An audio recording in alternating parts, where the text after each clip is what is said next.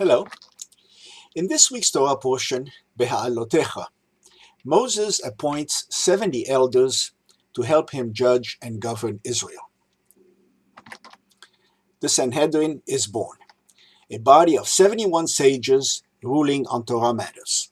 Quote, "And the Lord said to Moses, Gather 70 men of the elders of Israel, and bring them into the tent of meeting, and they shall bear the burden of the people with you, so that you don't have to bear it by yourself alone." Unquote. Since the Sanhedrin made decisions by majority votes, it is an early example of democracy and gives us a good opportunity to ask the question, to what extent is democracy consistent with Judaism? Let us explore the matter with some examples. First of all, what is democracy? Most people will agree that it should have 5 pillars. First, free and fair elections of leaders. Second, few and reasonable restrictions on who can be a candidate. Third, only one vote per person. Fourth, all are equal before the law. And fifth, perhaps most importantly, basic rights and freedoms secured by a constitution. Indeed, without such a constitution, such as the Torah for Jews, democracy is not good and not Jewish. For example, in Nazi Germany, in the modern Gaza Strip, or in France right after the revolution, leaders were elected, but without a constitution guaranteeing anything. We saw the results: warmongers, terrorists, genocidal maniacs, and murderous despots. Also, the name democracy can easily be usurped, as in the People's Democratic Republic of North Korea, of Algeria, of Yemen, of the Congo, etc. That all are equal before the law is a principle instituted by Judaism. Indeed, Judaism has always stressed the importance of the individual. The Talmud says, quote, "Whoever destroys one life is as if he had destroyed an entire world. And whoever saves one life is as if he had saved an entire world. All people descend from one man, so that no one can say, 'My ancestors were greater than your ancestors.'" Unquote. Let's take a look at how collective decisions were arrived at in the history of Judaism. First, in the period of the patriarchs, God gave broad guidelines. In the period of Moses in the Exodus, God gave very detailed instructions, and as we saw, instructs Moses to appoint 70 elders to help him judge and govern Israel. Then, in the period of the judges, Israel was a loose confederation of tribes, each with its own leaders. Some judges were recognized by consensus to lead in battle in times of crisis and reconcile disputes. That period lasted about 450 years and was characterized by lawlessness. The book of Judges states, quote, "In those days there was no king in Israel. Every man did that which was right in his own eyes." Unquote. There were prophets to advise and report what God told them, but they had no enforcement powers. The Sanhedrin made religious decisions, but had limited temporal power. Then came the period of the kings. Fed up with lawlessness, the people demand a king with absolute power. The prophet Samuel and God strongly advise Israel not to have a king. Let's hear that exchange in the book of Samuel. Quote, "And the Lord said to Samuel, Listen to the voice of the people in all that they say to you.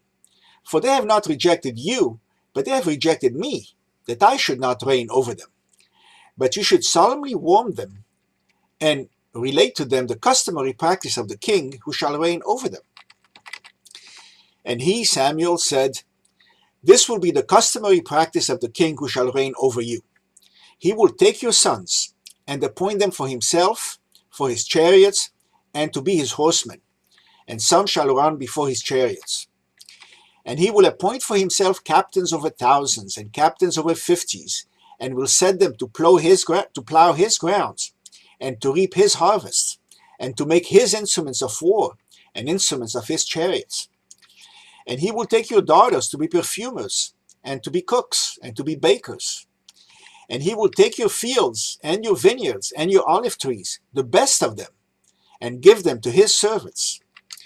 And he will take the tenth of your seeds, and of your vineyards, and give it to his officers, and to his servants. And he will take your men servants, and your maid servants, and your best young men, and your asses, and put them to his work. He will take the tenth of your sheep, and you shall be his servants. And you shall cry out in that day because of your king, which you shall have chosen. And the Lord will not hear you in that day. And the people refused to obey the voice of Samuel. And they said, No, we will have a king over us, that we may be like all the other nations, and that our king may judge us, and go out before us, and fight our battles. And Samuel heard all the words of the people, and he repeated them in the ears of the Lord. And the Lord said to Samuel, Listen to their voice, and make them a king. Unquote. So Samuel relents and anoints a king, Saul. And after Saul comes David, then Solomon, then a long line of kings, some good, some bad, mostly bad. That period lasted 434 years, from 1021 to 587 BCE. It was followed by foreign occupation, then the monarchy was restored in the 103 years of the Hasmonean period, from 140 to 37 BCE. The kings were not absolute rulers. There were three checks and balances to their power, a sort of constitutional monarchy. First, the prophets.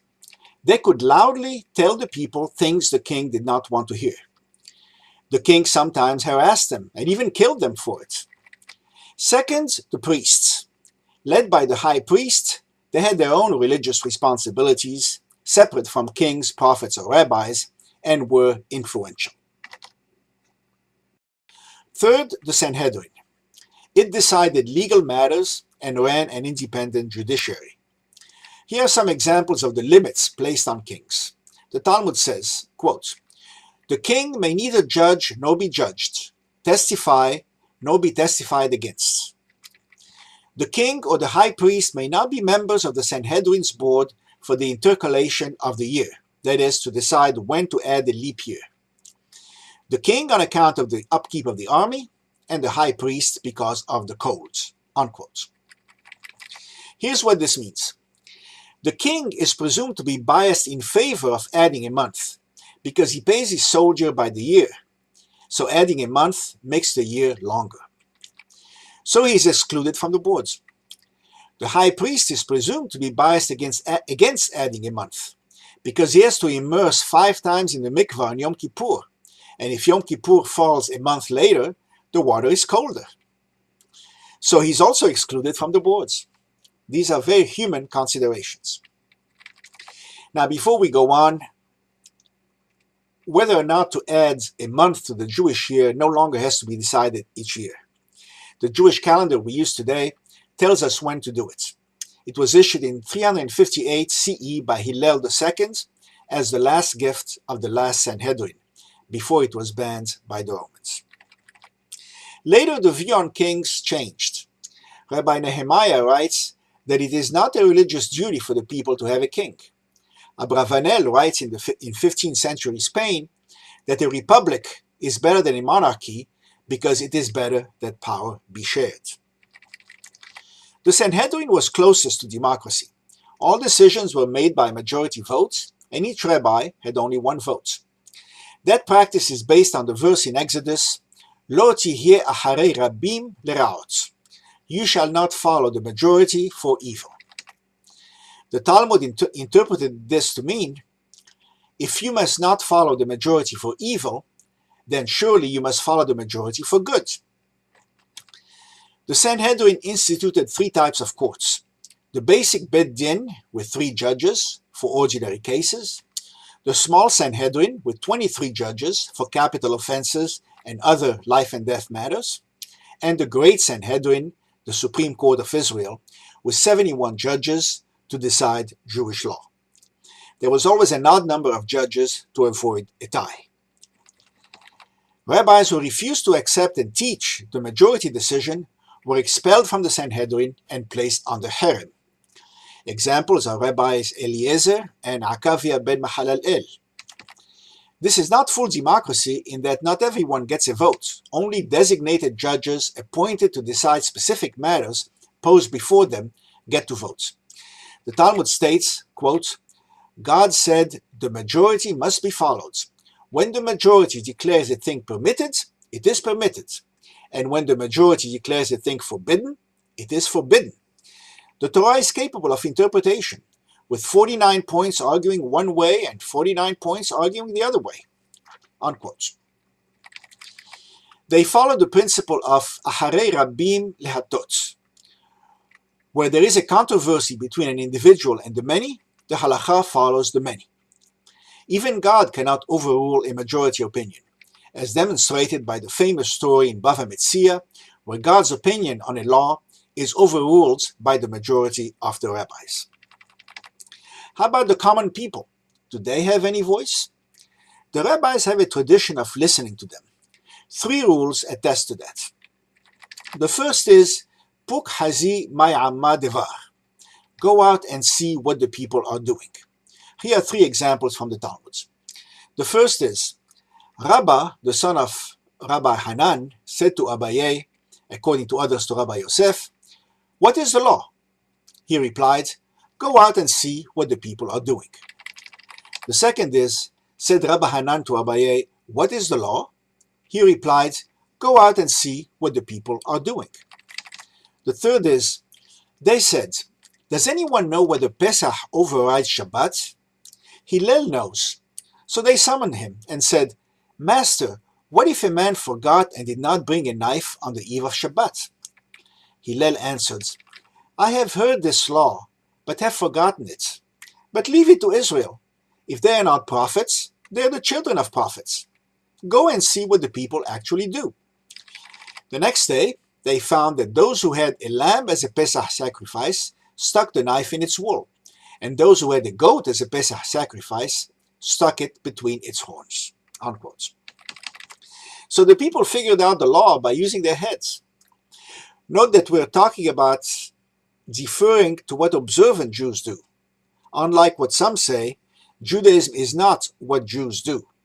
Sadly, in any generation, the majority does not care and does not follow the rules. The second is, the rabbis will not issue a ruling that the people can't follow. The principle is, En gozrin gezerah al hatzibur ella im ken rov tzibur.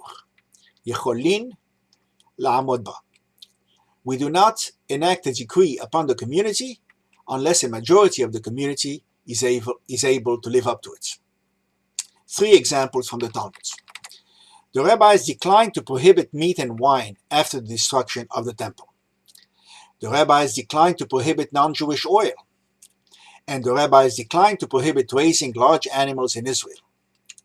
Today, some ultra-Orthodox ultra-Orthodox rabbis refrain from prohibiting TV or the internet because of this principle. The third is, in the Talmud, Rabbi Yitzhak said, we must not appoint a leader over a community without first consulting the people. However, he left the exact meaning of consulting up for interpretation.